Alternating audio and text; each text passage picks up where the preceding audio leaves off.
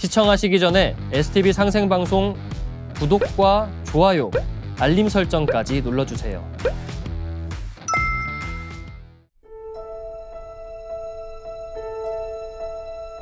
인간의 사상이 담긴 문자나 글만 영원한 것 같다.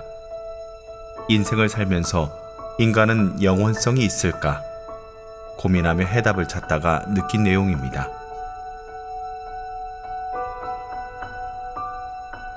하루는 인터넷에서 정보 검색을 하다가 알게 된 부산 중앙도장 정도생님. 동방 한민족과 코로나19 팬데믹에 관련된 책을 무료로 제공한다는 글을 보고 신청했다가 인생의 의문을 해소하고 입도하게 됐습니다.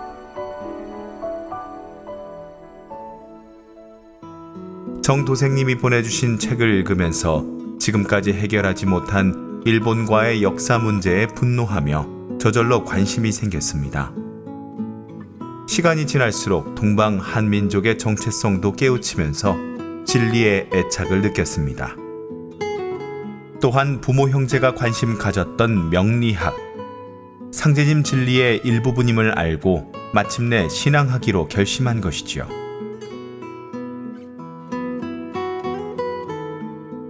이후 나주 남내도장에 방문하여 21일간의 정성수행과 진리 공부를 할 수 있었습니다.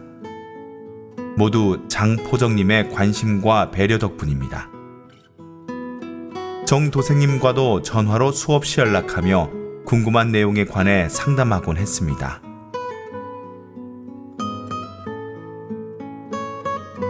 입도 공부를 하며 느낀 점.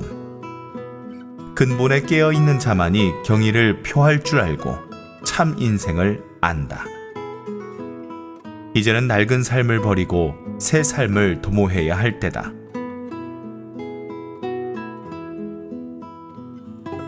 대우주가 새롭게 태어나는 이때, 새 생명의 본성을 회복하고 깨달음을 얻어 우주와 함께 영원한 생명으로 거듭나고자 합니다.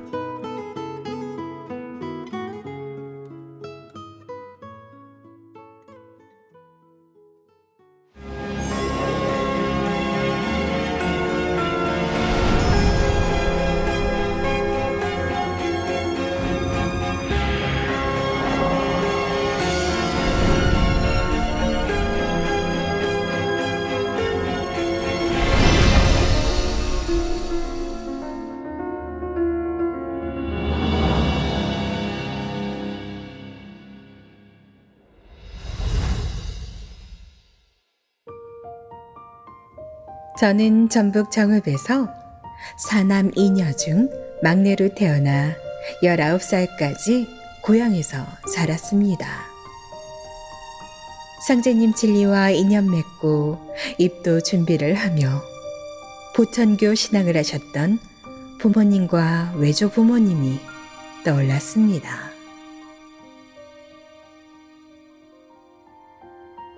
외가는 정읍 대흥이었는데 제 어머니는 유년 시절에 왕십리에서 보냈다고 합니다.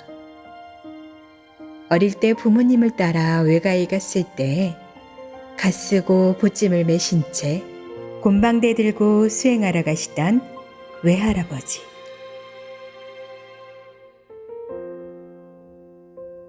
장독대에 정화수를 떠놓고 손 비비며 무언가 비시던 외할머니와 어머니에 관한 기억도 생생합니다. 어머니는 친정에 가실 때 저를 친구분한테 데려가시곤 했는데요.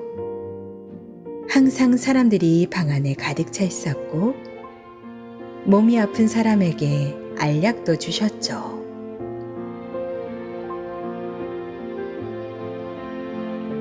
그뿐만 아니라 해마다 4번 정도 지상을 올리고 사물놀이와 무술시범, 살풀이 같은 공연도 주최했습니다.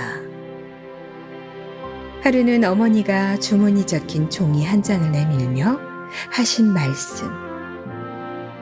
선생님이 적어주신 거니까 읽어봐. 이 주문을 잘 읽으면 좋은 일만 생긴단다.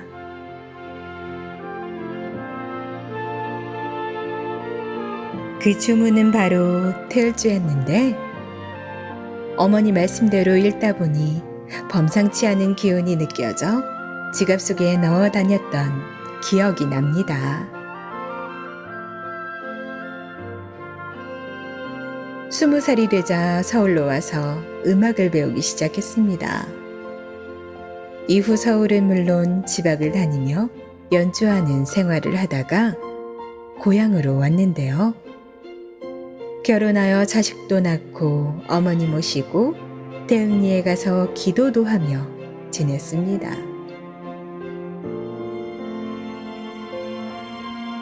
그러던 어느 날 우연히 시청한 상생방송. 마침 태모님에 관한 프로그램이 방송되고 있었습니다. 어렸을 때 부모님과 다녔던 곳이 태모님 성지였구나.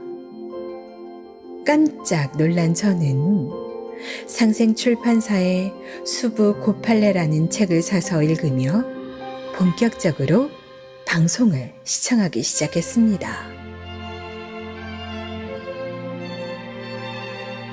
그러다 보니 어릴 때 어머니께 들었던 태모님 말씀이 떠올라 많은 생각이 들더군요.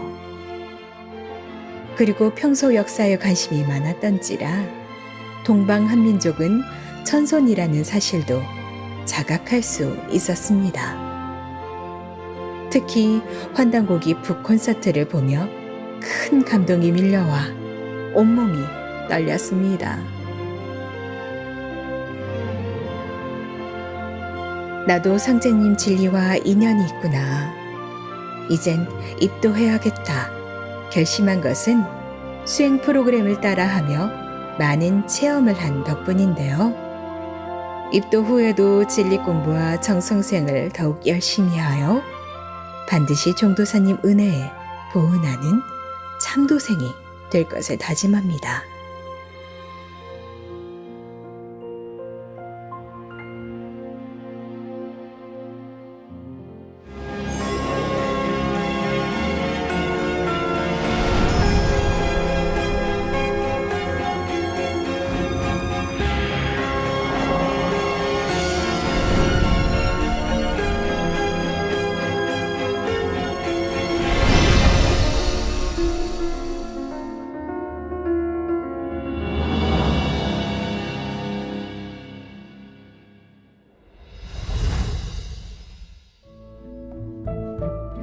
저는 인천에서 이남 이녀 중 맏딸로 태어났습니다.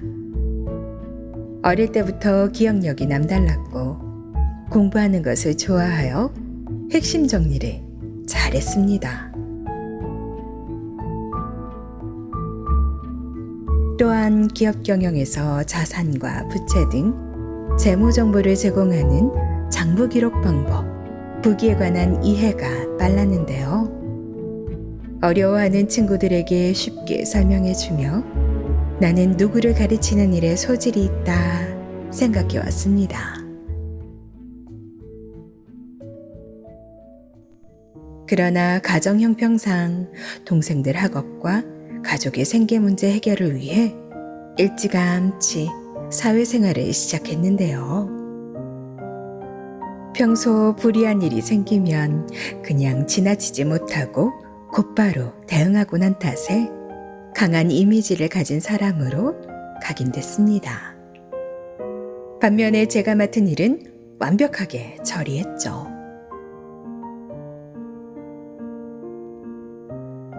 그러면서도 마음 한편에 깊이 자리한 허전함, 불교와 기독교 그리고 무속인도 찾아다녔지만 뚫린 가슴을 채워주지 못했는데요.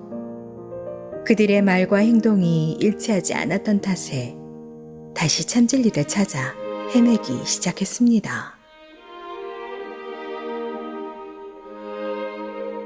그러던 중 사랑하는 딸의 인도로 상제님 진리와 인연을 맺으며 숱한 방황에 마침표를 찍게 됐는데요. 대학에 진학한 딸이 아무에게도 알리지 않은 채 혼자 신앙하고 있었던 것이죠. 저는 현재 아들, 딸과 함께 운영하는 학원에서 아이들을 가르치고 있는데요. 하루는 딸이 진지하게 건넨 말. 엄마, 대전 증산도 태일공에서 행사가 있는데 같이 가면 좋겠어요. 간절한 권유에 흔쾌히 승낙하고 행사 당일 참석했는데요. 불교 신앙을 40여 년 해와서 그랬는지 그때까지는 가슴에 크게 와닿지 않더군요. 이후 반복되는 학원 생활로 바쁘게 지내며 수년이 흘렀는데요. 주말이면 피곤함이 몰려와 집에서 꼼짝도 하지 않고 쉬는 것이 유일한 휴식이었던 저에게 딸이 또 넌지시 말을 건넸습니다. 엄마, 혼자 할 수 있는 치유 수행법이 있어요. 라며 동영상 서비스 채널 시청을 권한 것이었죠. 무병장수 신선수행법을 전하는 대한동방신선학교. 도생님들의 놀라운 수행체험 사례를 들으며 내 건강을 위해서라도 한번 해봐야겠다 생각하고 따라하게 됐는데요. 집에서 학원까지 1시간 이상 걸리는 출퇴근 시간을 이용하여 주문 수행과 빛광채 치유 수행 등을 했습니다. 그러자 피곤하고 무겁던 몸이 점점 가벼워지는 것을 느낄 수 있었는데요. 종도사님 말씀도 조금씩 제 가슴에 자리를 잡기 시작했습니다. 한편으로 언젠가는 꼭 입도할 거야 마음의 준비도 하게 됐죠. 2022년 12월 25일 안양 만안도장에서 설료화를 전수받을 수 있다고 하여 딸과 함께 방문했는데요. 이후 인천 송도와 서울에서 개최된 조화선 명상 포럼에도 참석했습니다. 그 일이 계기가 되어 매주 토요일 도장에서 본격적으로 진리 교육과 수행을 하기로 했는데요. 사랑하는 딸과 더욱 잘 지내려는 마음이 컸죠.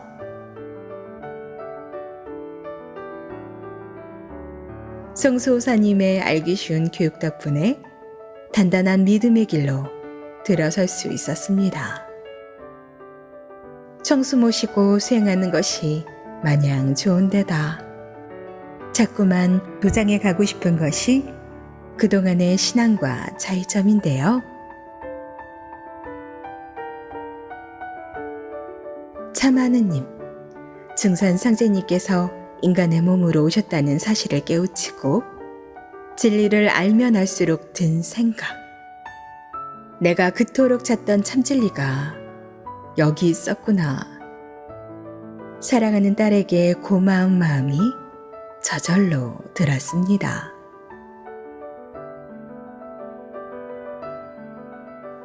앞으로 저처럼 진리를 찾는 사람들과 치유가 필요한 사람들에게 상생방송 소개와 설려화도 심어주며 상제님 진리를 널리 전하겠습니다.